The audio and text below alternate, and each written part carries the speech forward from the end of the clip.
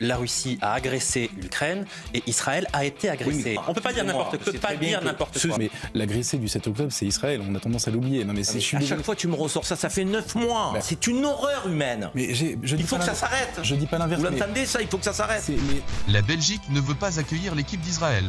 En évoquant des craintes sécuritaires, la Fédération belge de football a déclaré qu'accueillir le match Belgique-Israël prévu le 6 septembre est impossible.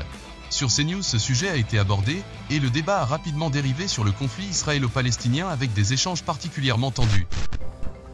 Le match est prévu le 6 septembre prochain. Une rencontre dans le cadre de la première journée de la Ligue des Nations. L'équipe de foot de Belgique doit affronter l'équipe d'Israël. Seulement, la Belgique a fait savoir qu'elle ne pourrait pas accueillir ce match pour des raisons de sécurité. La Belgique qui craint de violents affrontements liés au conflit israélo-palestinien. La Ligue des Nations, les déplacements d'Israël qui doit donc affronter d'ici le mois de novembre 3 pays européens, la Belgique, l'Italie et la France. Et à chaque fois, le lieu reste à définir. C'est-à-dire qu'aucun de ces pays ne semble être en capacité d'accueillir un match contre Israël. Qu'est-ce que ça dit de ces sociétés européennes ? Moi, je veux dire deux choses. D'abord, je trouve dramatique qu'il faille effectivement parler de ces sujets, précisément donc sportifs, pour évoquer la question du Proche-Orient, dont depuis quelques semaines, plus personne ne parle. Ça fait 9 mois depuis le 7 octobre que les Palestiniens sont bombardés, éradiqués. On entend qu'il y ait des morts, une école qui a été frappée encore il y a quelques jours. Et on est dans l'indifférence la plus totale. Jusqu'à quand ça va durer ? Je me pose la question avec beaucoup de stupeur et d'inquiétude. Donc je trouve ça dramatique.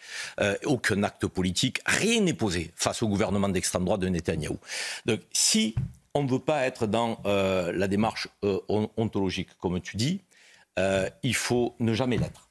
Or, quand il a été question de la Russie et des sportifs concernant la Russie, la question s'est posée de les accueillir ou pas dans des manifestations sportives. Est-ce que c'était une haine contre tout le peuple russe pour sanctionner Poutine ? La question se pose. Et pour la Russie, la question s'est posée. Est-ce que là, on est sans arrêt dans le sujet de l'essentialisation ?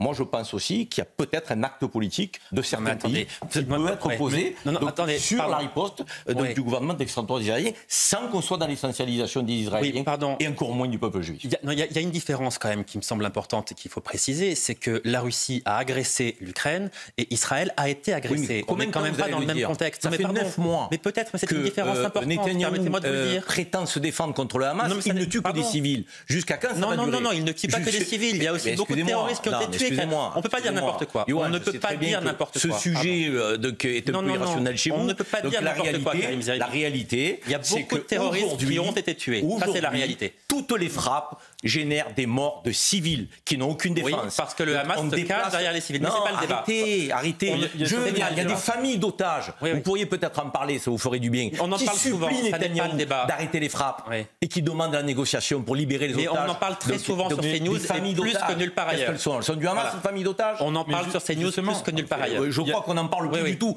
partout, et pas que sur CNews. C'est ça le problème. C'est que ce sujet est complètement disparu. Non, mais là-dessus, je suis d'accord avec vous qu'on n'en parle plus depuis un mois, on en parle beaucoup moins, et que évidemment c'est dramatique et que c'est terrible et qu'il faudrait en parler. Qu'il n'y a jamais eu autant de Français de confession juive qui veulent faire leur alia aujourd'hui, qui ont peur de vivre en France. C'est tout à fait incroyable. Et moi, je suis du côté de ces Français de confession juive. On en est arrivé là. Et là, on voit bien qu'il y a une sur la société civile, alors qu'ils n'ont aucune responsabilité dans ce que fait le gouvernement de Netanyahou. Tout à fait. Donc on voit bien qu'il y a aujourd'hui une tension communautariste qui est absolument effrayante. C'est pas une tension communautariste. Moi, je voudrais simplement t'arrêter là-dessus, parce qu'arrêter les fantasmes.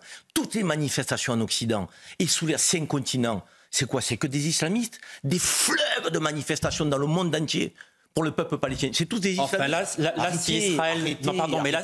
Là, si l'équipe d'Israël ne peut pas se rendre en Belgique, c'est principalement à cause des islamistes. Mais c'est une réalité. Désolé. Mais si Bruxelles est gangrénée par les islamistes. La Belgique ne sait pas maîtriser une poignée d'islamistes, c'est grave pour elle. Une poignée d'islamistes ? Non, de très nombreux islamistes. C'est vous qui le dites. Je veux dire, vous n'êtes pas des services secrets pour parler de très nombreux islamistes. C'est très documenté. La réalité, c'est qu'il y a des manifestations belges qui ne sont pas composées simplement de musulmans belge ou d'islamistes. Arrêtez de fantasmer là-dessus. Les Belges veulent reconnaître l'État palestinien, l'État belge. L'État belge a condamné maintes et maintes fois Netanyahou, son gouvernement d'extrême droite. Donc les Belges ont aussi un désaccord politique avec Israël. Vous pouvez l'entendre ça? Comme d'autres pays. Non mais bien sûr. Mais c'est peut-être un acte politique de ne pas organiser le match. C'est pas simplement la peur. Ce que je veux te dire, c'est que tu as entièrement raison sur le fait que certains instrumentalisent cette cause. Je suis entièrement d'accord. Par contre, évitons d'essentialiser tous ceux qui défendent la cause palestinienne comme étant des antisémites. Bien sûr. Moi, par exemple, je condamne le tweet de Rima Hassan qui dit et qui lance quasiment un appel à investir l'ambassade d'Israël. Je trouve que pour une parlementaire, donc ça n'est pas digne d'une parlementaire. Tu appelles à manifester, tu appelles à des mots d'ordre, tu n'appelles pas à investir une ambassade. Je veux dire, donc je suis désolé, à un moment donné, il y a une forme d'irresponsabilité. Rima Hassan qui interpelle le gouvernement et le président de la République en disant mais que faut-il pour que vos regards se tournent vers Gaza? Elle dit faut-il envahir l'ambassade d'Israël? Et donc je suis suffisamment clair quand je vous dis que je condamne ce genre de tweet, mais permettez-moi de vous dire que je regrette, que la question palestinienne ne soit plus au devant de l'actualité, deux, qu'on accepte effectivement ces crimes d'un quotidien de Netanyahou, son gouvernement d'extrême droite, mais ça ne permet pas tout. Et que le Hamas refuse toujours de relâcher les otages également. Sans demander à envahir l'ambassade Geoffroy d'Israël. Lejeune. Moi j'ai envie de répondre à Karim en rappelant juste quand même quelques évidences qui ne sont pas suffisamment dites. C'est premièrement, Yoann l'a dit tout à l'heure, mais l'agressé du 7 octobre c'est Israël. On a tendance à l'oublier. Non mais à chaque fois tu me ressors ça fait 9 mois. Bah oui, mais et on a 200 000 Palestiniens qui sont morts. Ça change. Qu'est-ce qu'il faut pour les venger? 200 000 Palestiniens qui sont morts. Aujourd'hui il y a des chiffres qui sortent effectivement. Vous sortez ça d'où? Parce que le chiffre du Hamas, on est à moins de 40 000. Mais arrêtez avec. Alors, le chef du Hamas, quand il ne vous arrange pas, vous dites qu'il n'est pas crédible. Et là, vous me le ressortez. Non, mais le chiffre du Hamas, qui a priori n'est pas un chiffre sous-évalué, si vous voulez. Donc, les Nations Unies ont fait une analyse qui disait qu'il y avait 186 000 morts il y a 3 semaines. Quand on entend tous les jours qu'il y en a de supplémentaires, excusez-moi, c'est une horreur humaine. Mais il faut que ça s'arrête. Je dis pas l'inverse. Vous l'entendez ça? Il faut que ça s'arrête. Mais ça change tout de savoir qui a agressé le premier. En l'occurrence, le Hamas a commencé. On ne peut pas raconter ça sans arrêt. Ça sera toujours vrai. Mais non, parce que ça devient un prétexte pour éradiquer un peuple. Non, pas du tout. Ensuite, la deuxième chose, pardon, c'est que tu dis la Belgique, peut-être qu'ils ont fait ça parce qu'ils sont en désaccord avec la position d'Israël. C'est pas ce qu'ils disent. Ils parlent de sécurité. Donc on est vraiment bien dans le cœur du sujet. On a dérivé, la discussion a dérivé, mais à l'origine, c'est ça. Et je voudrais juste rappeler que nous aussi, on a ce problème-là.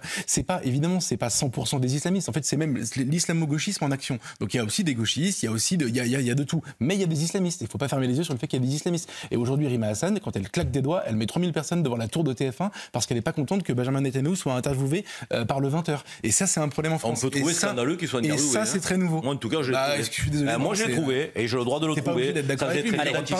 Allez, on va parler un peu des Jeux Olympiques.